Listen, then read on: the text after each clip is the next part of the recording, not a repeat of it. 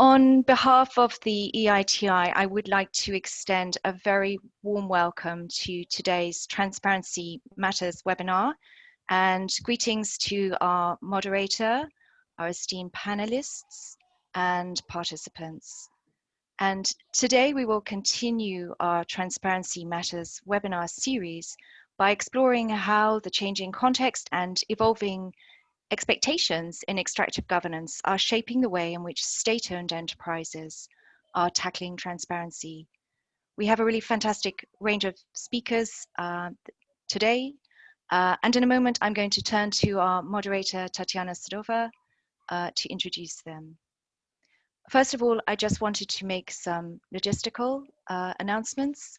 I wanted to alert you all participants to the fact that this webinar is being recorded. Also to mention that today we have over 300 registered participants from 70 different countries. So it's a tremendous turnout. So it won't surprise you to learn that participants are placed on mute. But what we do encourage you to do is to ask questions as we progress through the webinar on the Q&A and on the chat, and on the Q&A in particular. I know that many of you did pose questions on registration, and those were very helpful inputs into designing this webinar today, so thank you for that. I just also want to mention that today this webinar will be interpreted into French and into Spanish. And if you are hearing two languages, then perhaps choose the option mute original language, if that's something that's you're struggling with. The interpretation options are under more on your screen. I'm sure you're very familiar with Zoom by now. If you have any questions regarding interpretation or technical matters, please just put them in the chat and we'll do our best to support. So then let me turn and introduce our moderator today, Tatiana Sadova. Tatiana has over 20 years of experience working to promote transparency and accountability. She's worked with a real range of organizations, including companies, foundations, the World Bank, Publish What You Pay, and indeed the EITI. And currently she's advising the government of Kazakhstan on the EITI, and she's also a member of our multi-stakeholder working group in Kazakhstan. So very warm welcome to you today, Tatiana. Thank you for taking on the moderation of this webinar. I'll hand over to you and leave you to introduce the rest of our panelists. Thank you. Thank you, John. It's truly an honor for me to be a moderator for today's webinar, and I'm happy to see so many participants joining from all over the world, which shows the importance of the topic worldwide. And I'm really happy to present our speakers today. We have an outstanding panel of speakers representing an essence, multi-stakeholder essence of EITI. So we will be having speakers from the state, from the extractive company, from civil society, and organizations of a global reach. And our first speaker will be Mr. Hans Christiansen. He's a senior economist in the OECD Corporate Affairs Division. Hans also had the secretary of the OECD Working Party on State Ownership and Privatization Practices. And he has a vast experience in Asian and African regions and international organizations. Then we will be having Mr. Murtaza Rahimi from Afghanistan, and he's a director of legal services of state-owned companies for the Ministry of Finance of Afghanistan. Then we will be having Mr. Gonzalo Maldonado Alban. He's a general manager of Petro Ecuador, state-owned companies from Ecuador. Then a civil society representative from Mozambique, Inocência Mapis. She is a researcher and economic analyst for the Center for Public Integrity. And then we will be having Mr. David Manley, a senior economic analyst for the Natural Resource Governance Institute, who also has worldwide experience in resource-rich countries. So I'm really thrilled to have such a great team of panelists today. And before I hand over to them, I just wanted to briefly present a context of our discussion today. State-owned enterprises today account for about, I believe, more than 20% of the world's largest companies. And obviously, it's a global competitor. Especially important role SOEs play in resource-rich countries because it provides kind of fiscal help for resource-rich countries. That's why, because of the effect on economic and political system, we will be discussing today the governance of the SOEs, how transparency evolving during current, COVID pandemic situation, which obviously affect SOEs and general resource-rich countries' performance. And also because of the climate change and growing expectations from both investors and civil society towards SOEs transparency, we will be looking at how actually SOEs respond to these global trends and what are maybe the best practices we can identify so far from throughout the world. Yes, this will be the framework of our today's discussion. And I'm happy to give the floor to our first speaker, Mr. Hans Christiansen. Please, the floor is yours. Thank you very much. Thank you for inviting me, and thank you for the kind introduction, Tatjana. Yes, I'm indeed heading OECD's work on state-owned enterprises, and including as a secretary to our working party, which is sort of the world's only standing body in this area. If we had had this meeting 10 years ago, it would have been a topic that doesn't interest very many people, but today it's a topic that interests everybody. And there's of course a COVID context. I'll come back to that in a second, but the story starts earlier than this. If you look at the world's largest 500 companies, at the turn of the millennium, 32 or something of those of the large 500 were state-owned. Now it's 135. That's a trebling in 2 decades, and that takes us to the highest level of state ownership in the large, internationally important companies that we have seen since the 1970s. And of course, a big part of the story is the growth of China, but it's not the whole story. There's also other emerging economies, and there is some European countries, continental European countries as well. And then came COVID, and that affects the landscape in a couple of ways. Point one, because you're actually seeing some corporate assets now going back into state ownership, notably in the air transport sector. We have not seen so much of that yet, but there's a lot of debt out there that probably cannot be repaid. And then comes the time when probably you see the creditors, the state creditors stepping in as part owners in any of these companies. And I said air transport, but I'm pretty sure that that's not where it's going to stop. So that's the defensive side of this. On the offensive side of this, a growing number of countries, especially in emerging economies, have become much fonder of their state-owned enterprises because in the crisis, it affords a quicker, maybe easier way to take quick measures to address the pandemic challenge. Fully market-based economies have to identify private companies, have to tender services from when you own a big systemically important SOE, you can just instruct it to go out and do what is necessary. That's an argument that I hear all the time these days. So SOEs are becoming increasingly more important, and that means that they definitely need to be run in a better and more modern way.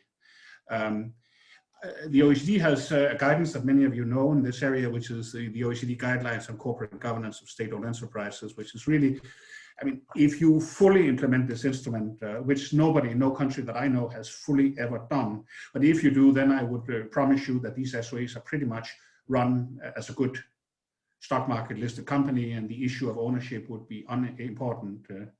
But almost no one is there yet, and that gives a couple of rise to a couple of major concerns.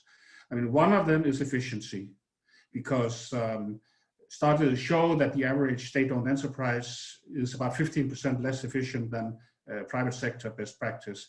That's a lot of resources that are being lost there. On the other hand, there's then also the issue of transparency and integrity, because several studies that the OECD have undertaken show that there are maybe bigger corruption problems, certainly different corruption problems in the state-owned sector. And the OECD best practice implies that both of these sets of problems call for a number of specific issues that have to do with governance, and perhaps more public governance than corporate governance, including making sure that ownership over state-owned enterprises are exercised by the state as a whole. Coordination at cabinet level, they must never be playthings of individual ministers. They are the government's, the public enterprises. Point two, it is perfectly legitimate for state-owned enterprises to do things other than maximize profits. I mean, presumably that's why they're state-owned in the first place. They have to do something that private companies would not do, but it must be absolutely clear and communicated clearly what that something is, so that there can be a proper accountability. And thirdly, about disclosure and transparency. Of course, companies need to publish audited reports, but whoever exercises the state ownership should also report adequately to Parliament and to the public and press, so that the taxpayer can see what they're on the hook for. And then finally, if I then turn to the issue of energy companies, extractive companies, and green transition, there are a couple of additional issues. And one of them, and I'm coming back to the issue of corruption, because the extractive industries is one of the sectors where there really is a corruption problem in the state-owned sector. And I have been looking into the detailed data, and I'm telling you, every single time something goes badly wrong here, you have in the middle of this a company that is overseen by a management that was appointed directly by the Prime Minister or the President without proper safeguards and without proper accountability mechanisms. And then we can then all assume why they were put into this company by the politicians. So that's a governance issue. And then finally, and coming back here now to and that's green transition, but coming back to the issue of having a good, strong, and identified ownership. If the government uses its own big energy companies and other companies as a tool for green transition in the appropriate way, then this is a very powerful agent of change. But if there is a conflict of interest, if you have the same minister being responsible for regulating the energy sector and is being held accountable for the profitability of the existing companies which are already there, then we have actually seen in some countries that state ownership becomes a hindrance for green transition, because the politicians are inclined to protect the polluting assets in which they have already invested heavily. But I'll leave it at that. So thank you for this question.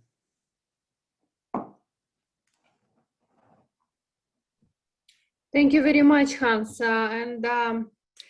Yes, you mentioned guidelines which OECD has published back in, I believe, 2015 and later as well. You also raised an important issue of the ownership. And I have one question which was previously asked by participants during the registration.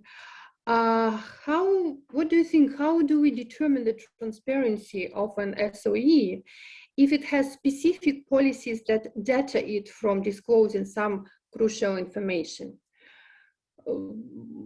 Please share your thoughts on that. Maybe, I don't know, the guidances can play an important role here, and also the ownership question? Actually, I would start with the corporate form, because that problem you often find when you have SOEs that are incorporated subject to their own specific legislation. One of our key recommendations is that government really shouldn't do that. If you mean to run this as a company, then please incorporate it as a joint stock company and subject it to all the normal laws for companies. Of course, there can be some national security and confidential issues that must then be clearly identified, but at the other extent, if you are saying that this entity is so important to the government and government policies and undisclosed government objectives that we cannot really disclose very much, it shouldn't be a company then. I mean, the government is free to incorporate, to have it as a government agency, as part of the public administration. And if that is then made a company, we are in the worst of all worlds, because then we have this pretense that, oh, this is an independent legal entity that has nothing to do with the ministers, whereas, as a matter of fact, it often has. And that's then where systemic corruption can creep in, and my experience often does.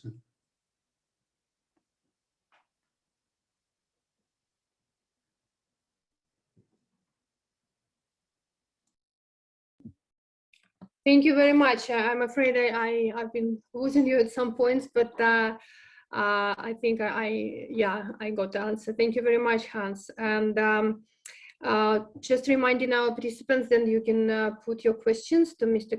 Christiansen over chat. And now I'm happy to give the floor to our next speaker, Mr. Murtaza Rahimi, who is actually representing the Ministry of Finance of Afghanistan, and he will share kind of the state views on the SOEs challenges and transparency.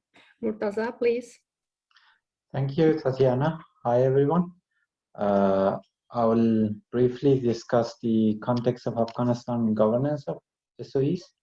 Our country officially begins its journey with SOEs in 1980s. We have drafted our first SOE law in 1977, and we began establishment of SOEs in 1980s. We have established several different SOEs in different sectors during 1980s, where government was somehow managing them completely. The strategy at the time was to develop or establish companies or enterprises to develop the extractive industries. As you all know, Afghanistan is a source of natural resources that worth around $1 trillion USD. So that's why the government was putting focus on establishment of SOEs in extractive industries too. Currently, we have 2 active SOEs which is functioning in this regard. But our experience was not much successful, mainly because we experienced civil war in 1990s, and that has stopped somehow everything, including the operation and function of the SOEs in the country. And that stopped the process for about 10 or more than 10 years.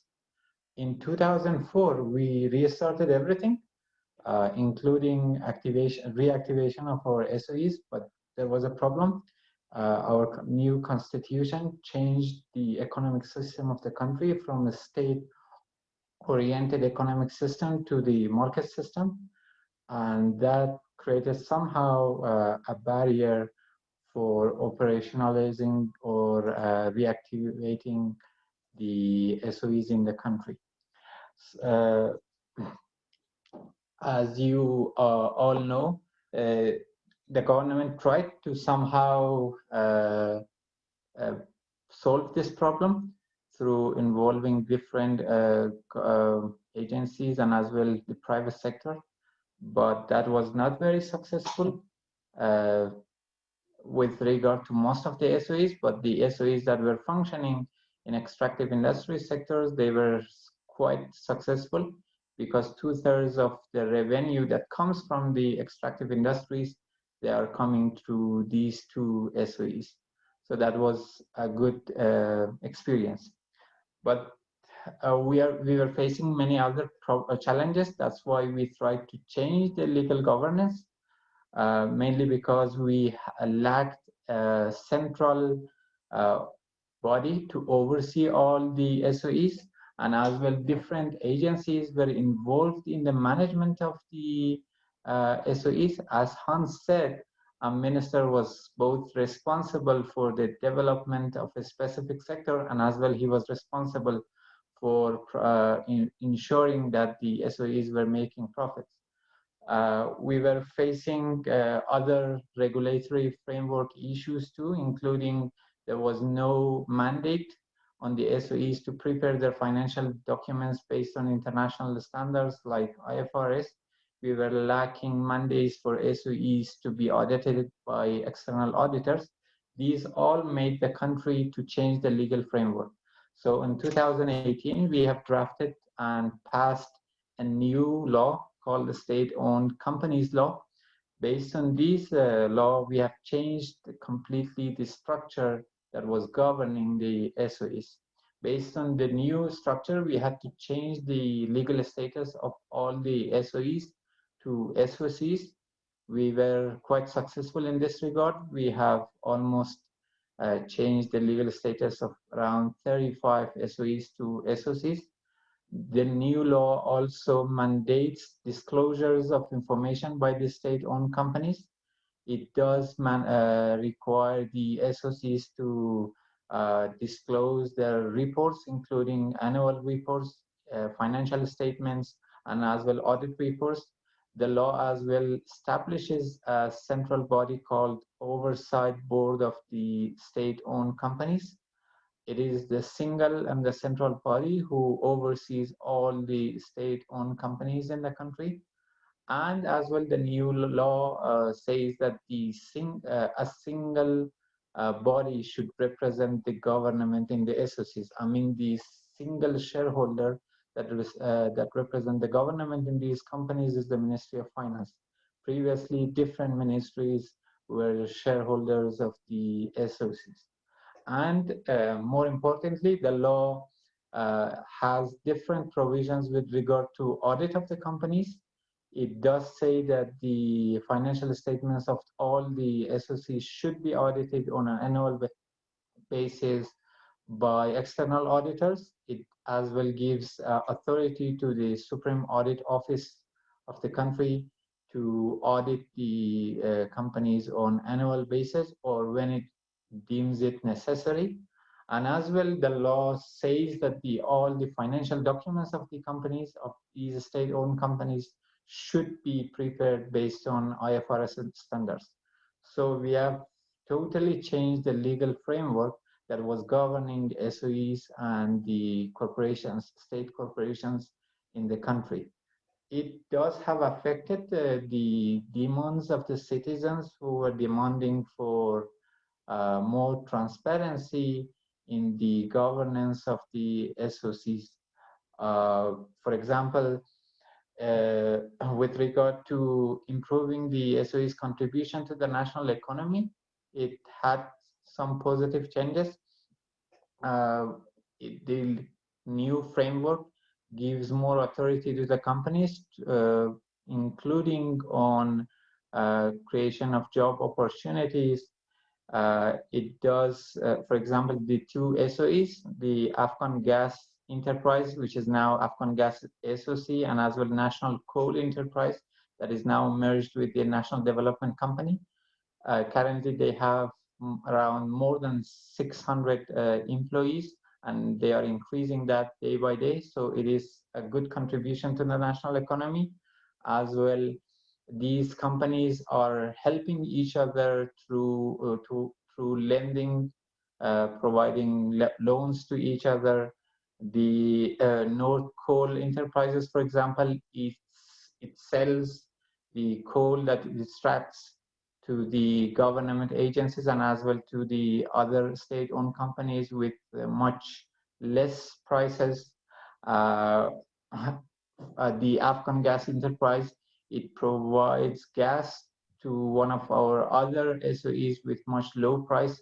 So they together, they play an important role in the national economy of the country. With regard to the opening up the management of SOEs to public scrutiny, the new law does have positive effects. The new law establishes board of directors having both executive and non-executive members. It does give the right to the citizens to have access to information.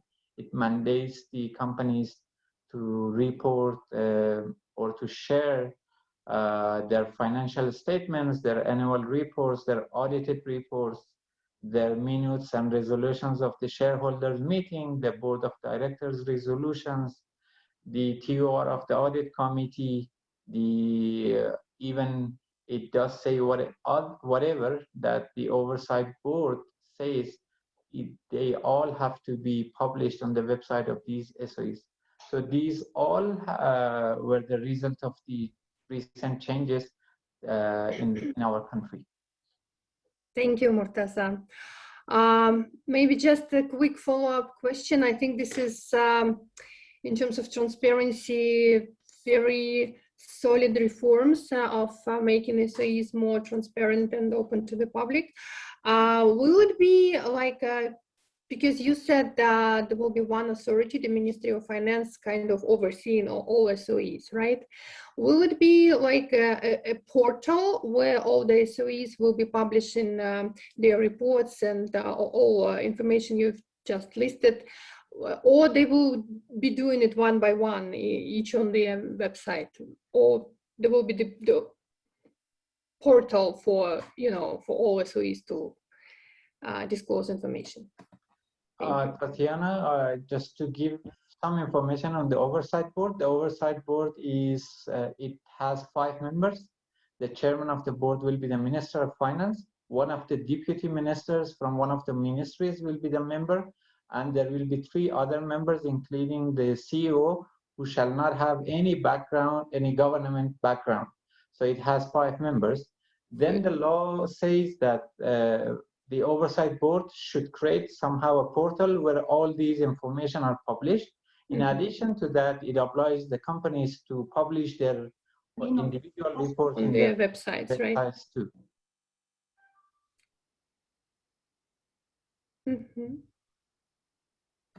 Thank you very much, Murtaza. Thank you. I believe there will be more questions to you during Q&A session. And meanwhile, I'm happy to give the floor to Mr. Gonzalo Maldonado Alban, Petro Ecuador General Manager. Thank you. Thank you, Tatiana. Good morning, everyone. I've been advised to conduct my presentation in Spanish in attention, especially to our broad local audience. So I thank you in advance for your understanding. Okay, so I'll switch to Spanish right now, if you bear with me. Bueno, muchas gracias por la invitación. Es un verdadero placer y un honor para mí. Thank you very much for the invitation. It is a pleasure for me to be here today with the EITI. Ecuador is a country that relies on petrol, and the possibilities of financing and reactivation of Ecuador's economy post-COVID will depend mainly on the possibilities or the abilities that the petroleum industry, especially Petroecuador, to adapt to the transparency demands that are being imposed in the international market and the multilateral institutions all over the world. So our transparency challenge in Petroecuador and the Ecuadorian industry is very important. Before I talk about the policies and initiatives that Petroecuador has specifically worked on in regards to transparency, I would like to tell you a little bit about what is Petroecuador and the size of this company in regards to the country. Petroecuador is a company that is very well integrated at the downstream and upstream level. We manage 23 blocks, petroleum blocks, with thousands of wells operating. In the western part of Ecuador, we have 3 refineries, oleoducts, and many, over 230 service stations with several terminals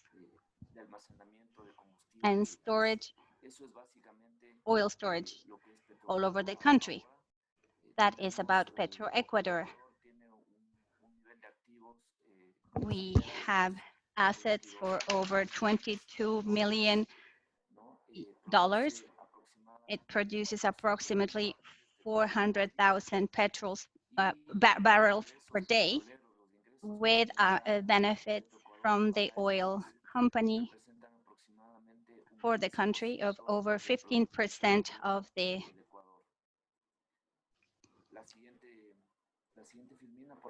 GIP. Thank you. Next one, please.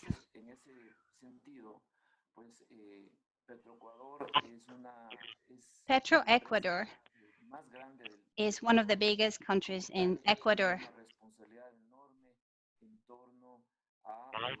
and it has a huge responsibility as such to lead any initiative that will allow it to consolidate a culture of transparency, legality, legitimacy. The state of Ecuador has approved several laws in favor of transparency, giving space for society, independent institutions, civil society could not only have access, but to demand information related to commercial and industrial activities and financial activities of Petroecuador. In that sense, this company has responded to the demands of several civil society organizations and the independent media, research journalists, international media who have been interested in knowing more detail the operations of Petroecuador. Next slide, please.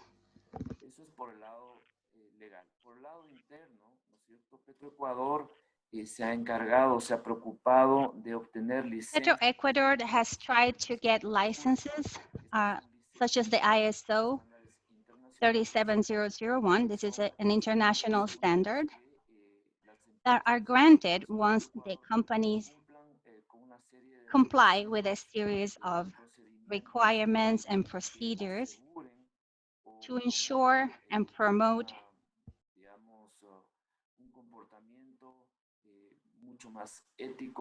an ethic behavior, a legal and transparent behavior in all areas, in all their areas of action.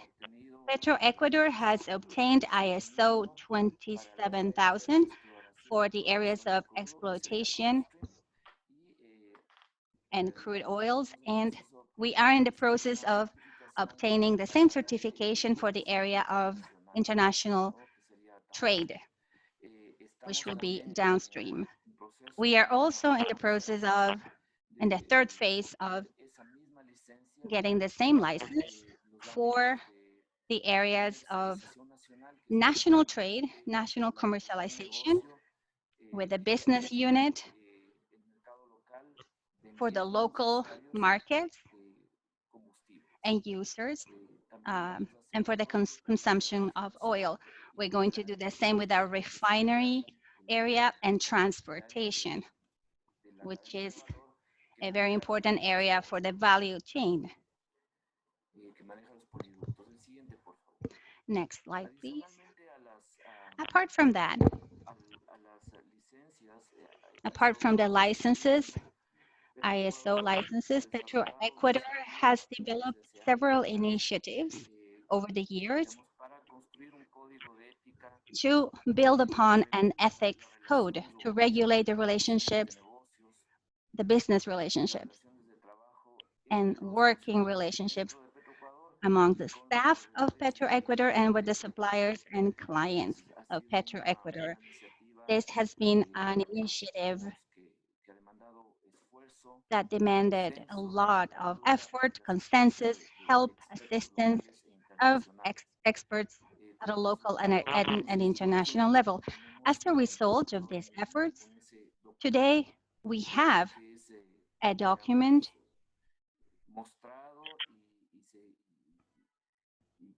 that shows this progress and that is distributed to the staff of Petroecuador. This is a code of ethics that all staff has access to, and we try to follow this ethics code of ethics.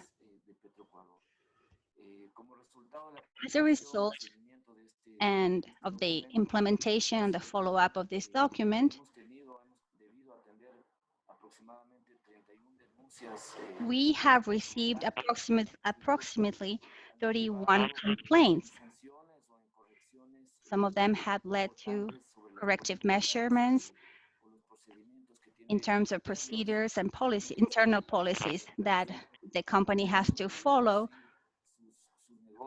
when we carry out investments, trades, or commercial decisions. Next slide, please. Otro elemento importante que Petroecuador digamos, ha montado. Another infrastructural change that we have put into place to promote transparency is an anti-money laundering unit. We are trying to fight against money laundering, and we have this unit with a team specialized in financial subjects, and they constantly follow up our operations, our biggest operations in Petroecuador in the area of international trade, especially. And I will talk about that a little bit later. But Petroecuador is very active in the international arena, and we present competitive tenders, and this anti-money laundering unit is very important in order to guarantee that the resources flow can be efficient in this back and forth, because we sell and we buy, and we want this process to be legitimate. And this is something very important, and we have put a lot of emphasis on those operations because it represents a huge responsibilities for us to fight corruption.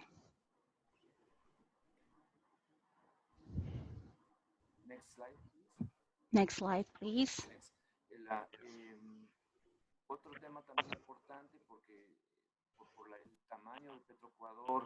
Due to the size of Petroecuador and the business volume that it generates in regards to the size of the economy,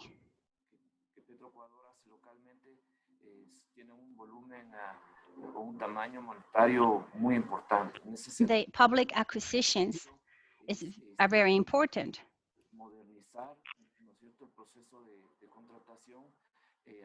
And the public hiring.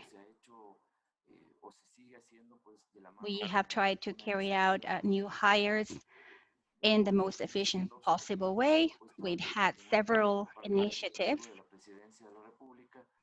with the support of the government, and we have become more cost efficient so that the company can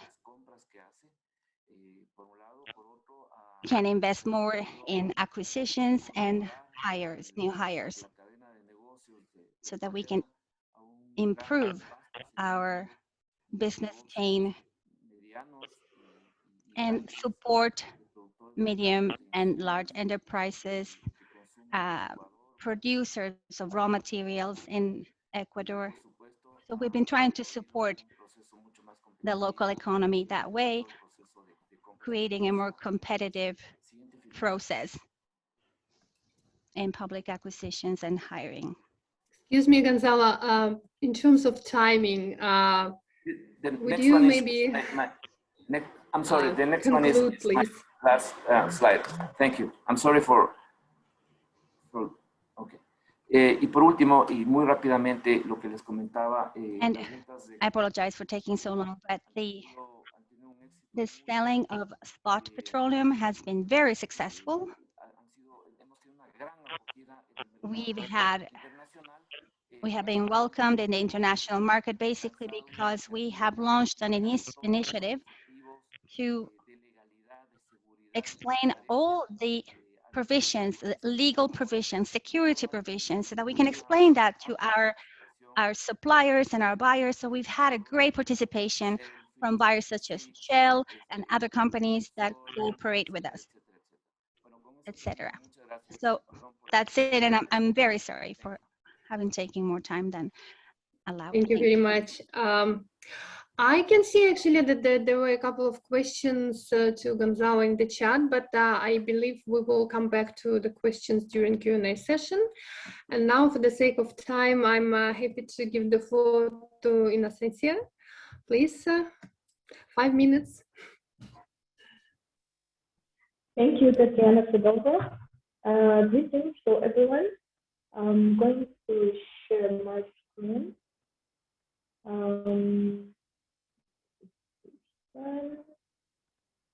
Yes. Yes, transparency in me. Okay. What about the role of SOEs in Mozambique about transparency? Let me start saying that in Mozambique we have almost 32 SOEs that is divided in 2 groups. One of them is a public company and the other is a majority owned by state. In this small group that we have 12 companies, this group of public companies, we have like 2 companies that representing the state in extractive sector, specifically in the mining and gas sector. All these companies is very important for the economy of Mozambique because it's supposed to contribute to the fiscal revenue, to the GDP, and for employment in Mozambique. But despite these companies playing leading role in the economy, it is let me go back. It is representing a risk for public finance here in Mozambique.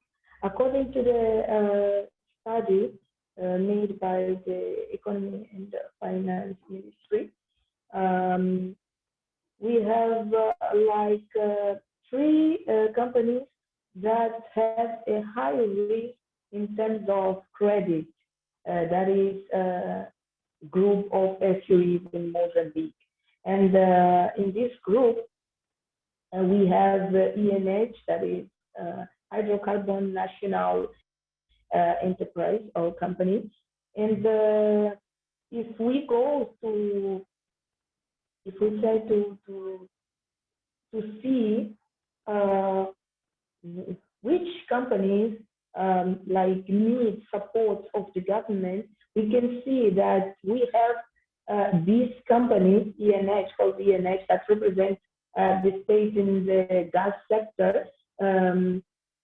Like this company needs, if we go to 2018 and 2019, it needs 40% of the resources in terms of the guarantee and letters of guarantee to participate in one of the projects of gas sector, that is the project of Area 1 that is located in Rovuma Basin in Mozambique. So in the same time, we have companies that is very important, but companies that represent high level risk for public finance. If we talk in terms of the contribution of the project that these companies, these public companies are part, we can see that in extractive industry, I'm going to talk only about the projects related to the gas sector that now is representing one source of the expectation. All our positive expectation is based on this project. So we can see through this slide that it's expected that in the next 30 years, since the project starts, is expected $96 billion in terms of the fiscal revenue. It means that per year, the government expects almost $3 billion. That it represents 60% of the state budget in terms of expense. That is quite good numbers for Mozambique. But if we go through the budget documents, we can see that in terms of execution, the projection is there's a lot of fails. So one gap that we can conclude here is that we have this expectation of $96 billion in terms of revenue in 30 years, but we know that the capacity of doing projection in government side in Mozambique is not so good, and we have evidence about it. So one gap is that it's necessary to improve this capacity to ensure that this project will contribute surely to the economic growth in Mozambique in general, but also the public company that is representing the state in this project will also doing this its contribution. Other points that I would like to raise is points related to financing requirements.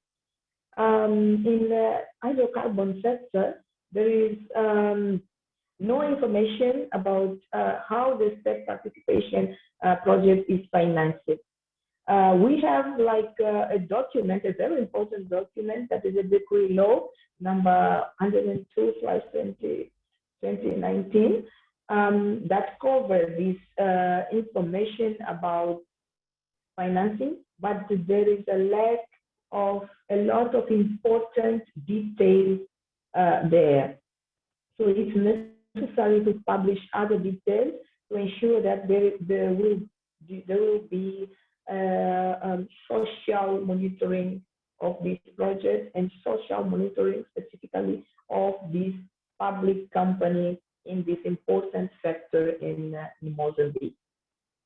The third point is related to participation of the state in the project. I'm focusing mostly in extractive industry. What I can say here is there is a list of projects in which the state participates, both in mining and the hydrocarbon sector is showing, but there are a substantial omission. For example, there is no justification or argument that say why the government choose to participate with 5% in one project and 20% in other projects. And it's important here to say that the current percentage varies from 5 to 51%. So we don't have this argument of why this percentage. And This is related to the public company that represents state in the hydrocarbon sector, but in mining sector is worse because we don't have information about the annual account of these companies that we call Mozambican Mining Exploration Company, IMEM. So there is no information at all, and the representative of these companies is saying that I saw this in the last reports of EITI Mozambique. They say that the information is in the website, but the website is it's not in operative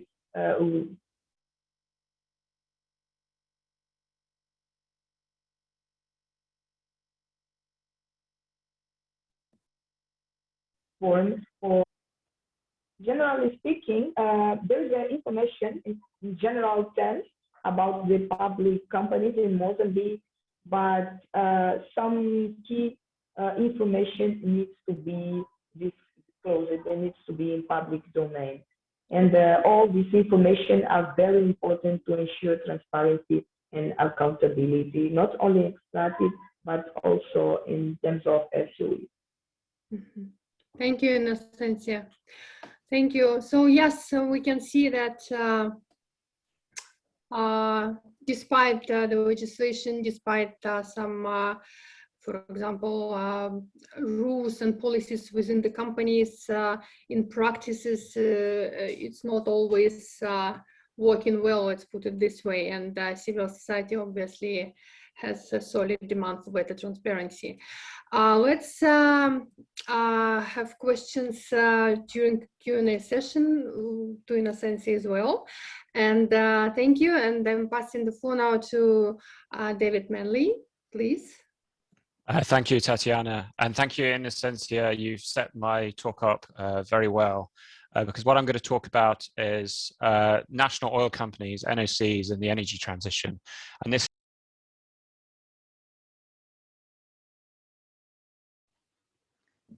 You are muted, David. Please unmute yourself. Sorry, okay. So thank you, Tatiana, and thank you, Innocencia, because you've set my talk up very well, because what I'll be talking about is national oil companies in the energy transition. And I've just posted a link to some research on this called Risky Bet NOCs in the Energy Transition that we published in February. And in this, we effectively argue that national oil companies could be betting literally hundreds of billions of dollars of public money in a time when the energy transition is making this a particularly risky bet. So I'm making 3 points today. One is, what is this risk?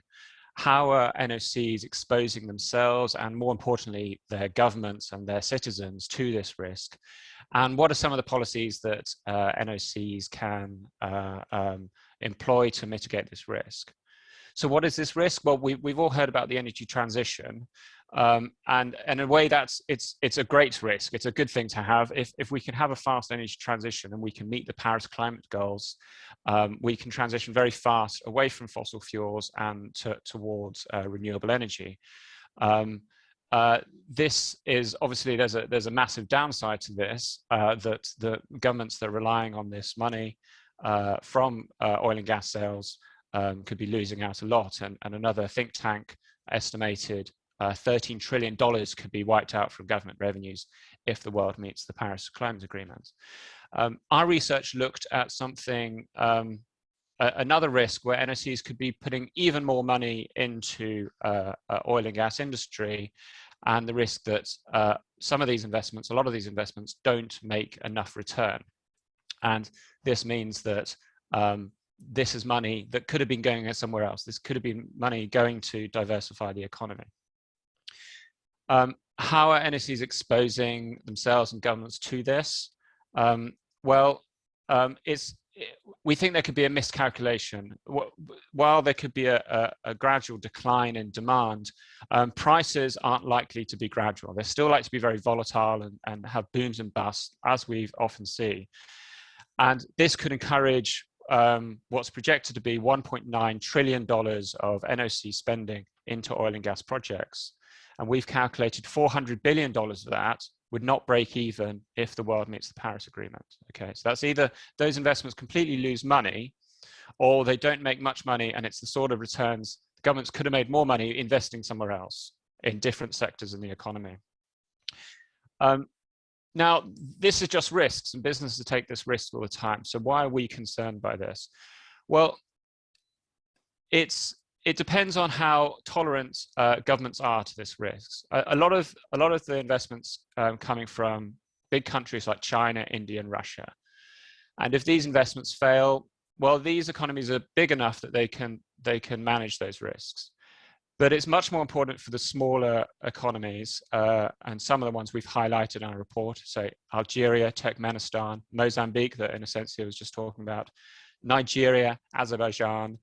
These are all countries whose NOCs are making very large bets compared to how much their governments can stand, okay? Uganda is one example of this. In fact, a lot of these examples I'm going to use, they're all from NOCs that are pretty well governed and highly transparent. So I'm not picking on these NOCs, it's just we know something about them. But UNOC, Uganda's NOC, could be spending $1.3 billion on some upstream oil projects, a refinery and a pipeline that's piping the oil to Tanzania. And that's about 20% of the government budget, so really huge amounts. And it will only break even if prices are quite high, about $45 to $55 a barrel. And the NOC is going to pay for this, as Innocentia was alluding to in her presentation, through fairly complicated financing deals, what's called carried interest arrangements. And these can look like the NOC is off the hook and not really paying, but they are. It's borrowing money, and they have to pay back in one way or another. There's no free lunch. Okay, so a really important thing is to really look at these financing deals as Innocentia was talking about. What are some of the policies that NOCs and governments can do to try to mitigate this huge risk? Well, one is, we think, a very careful and probably transparent assessment of the risk. Suriname's Stadsoli NOC is a really good example of this. So they take all their projects, see the costs of these projects, model them, but model them both at high prices, the prices they hope that will happen, but also at very low prices. Okay, they're not just assuming and hoping for a best outcome, they're looking at the worst outcome too. And then they're testing the economics of those projects at those low prices. And then they're only investing large amounts in those projects that are particularly safe. Okay, so those projects that are highly risky, as in high cost, they're investing the minimum amount. Okay, and so Stadsoli's NOC still gets the benefits from this investment. They get a seat at the table. They get the capability to direct the operations, particularly around how they're using the gas for the domestic economy, but they're paying the minimal price for it. And so I think that's quite a good example of how NOCs can assess these risks. What we'd like to see is then these assessments actually being made transparent, and for this to help a public discussion around, is the NOC actually making a good bet around this?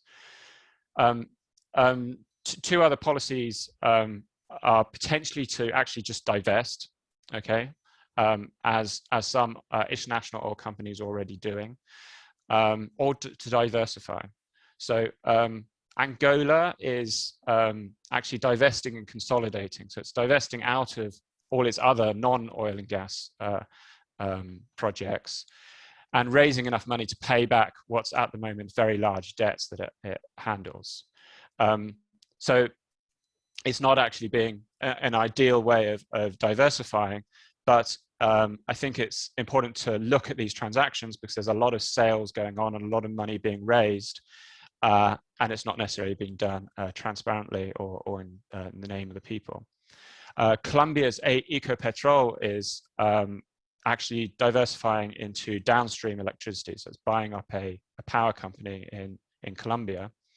Again, the reasons why are debatable, and there's some articles online about this, but it is at least a way for Colombia's NOC, which is well transparent and pretty well governed, to be trying to diversify some of their risk from the energy transition coming up. Lastly, I think a really important one is to be looking at NOC borrowing, which Innocencia was alluding to. NOCs can be borrowing explicitly from the state or implicitly in ways that are quite hard to look at, often borrowing from foreign investors. Pemex, Mexican's NOC, has borrowed so much, it's the most indebted NOC in the world. And it's had to actually be bailed out by the state to about $5 billion, and is continually being subsidized even now. Recently, we heard from another NOC going, well, we're not getting any interest from foreign investors. We're no longer getting any foreign capital. So can we raise money from the domestic banks and our domestic investors? I won't say who that was. It was under Chatham House rules, but I was going, oh, that's a really tricky idea to look at, because what's really happening there is doubling up on the risk. You're not only putting all of the state money into the NOC in the face of this energy transition, you're going to pile in citizens' money too. So it's important there also to be really aware of the sort of deals that are going on and who's holding the debt in this. So yeah, I think on all of this, NOCs are really going to be facing a lot of big decisions in the next few years, next decade or so. In 20, 30 years' time, half these NOCs may not even exist. I'm being blunt there, but I think that could be well the case. So it's really important right now to have a big public discussion on how NOCs are going to navigate this transition and their evolution in the future, and to back this discussion up, the data and information. Thank you. Thank you, David. Yes, you actually described very well a lot of risks and challenges which SOEs are currently facing. And we also, in the beginning, we hear that, you know, the energy transition and COVID, they also affect SOEs' performance, and the governance, good governance became more and more important these days. There were several interesting questions in the chat, and I hope we can answer them maybe directly or in our, you know, below the recording of the session, because I'm afraid we are running out of time, but we had 5 brilliant speakers, had the chance to hear them.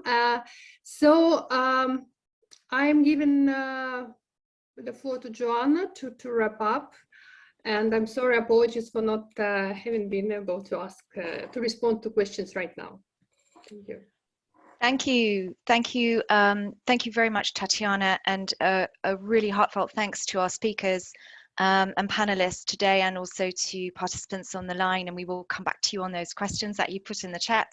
We'll also be posting on our website a short wrap up of today, and we'll try and respond again in that chat in that wrap up to some of the questions that have been posed. And I think we've heard a really fantastic range of perspectives here today. I feel like I've traveled around the globe, starting with Afghanistan, looking at the very robust reform process that's taken place there, and then to Ecuador, to one of the very newest of EITI countries that joined the organization in last year, only in October, and to hear about the reforms that have been enacted within Petro Ecuador. And thank you very much for the descriptions there and the great examples of good practice. And then to Mozambique, where, you know, we really had a very good understanding, thanks to Innocencia, around the debt exposures that are being created by these very substantial state-owned companies, their economic contribution. And then again, David underlining really the need for transparent and fact-based assessment of risks by state-owned companies, and also basing those assessments on a range of different scenarios. So I think we've covered a huge amount of terrain today, and thank you so much for our speakers, and really look forward to connecting with our participants too in future Transparency Matters events. The next event we'll be holding will deal specifically with transparency as it relates to suppliers, contractors and consultants within the extractive sector, which account for huge expenditures by extractives companies. So watch out for news of that webinar coming up. But from the Secretariat, thank you very much for your participation, and thank you again to our panelists and moderator.